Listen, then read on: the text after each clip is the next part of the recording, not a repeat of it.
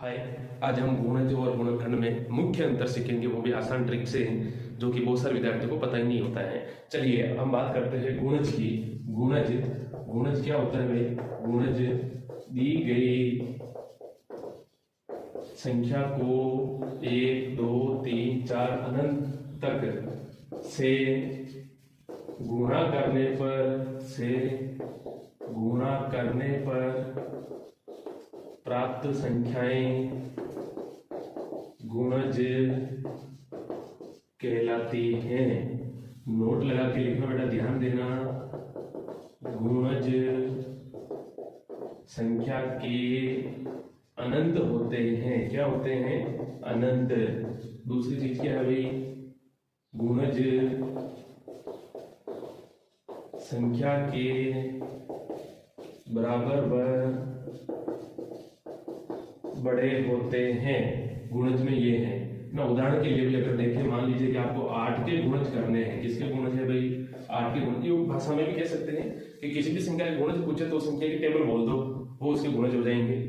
और गुणज अनंत होते हैं। जैसे 8 के गुणज, 8 को 1 से गुणा करो, ये 8 इसके गुणज है। 8 को 2 से गुणा करो, 16 ये इसके गुणज। इस तरीके से बहुत सारे होते हैं, अनंत है। अब हम बात करते हैं गुणनखंड की। गुणनखंड क्या है? वह संख्याएं जो किसी संख्या को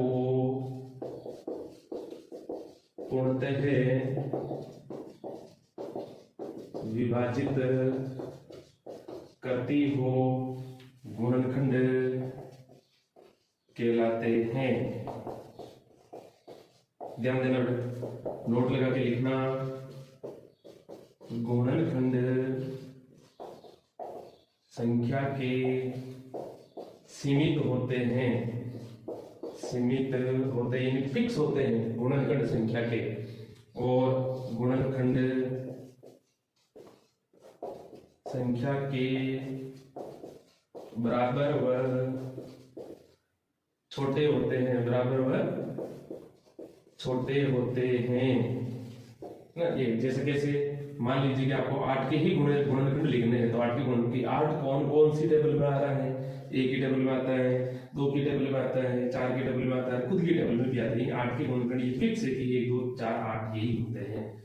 अगर आपको अच्छे से क्लियर हुआ है तो चैनल को सब्सक्राइब करें और आगे शेयर करें। धन्यवाद।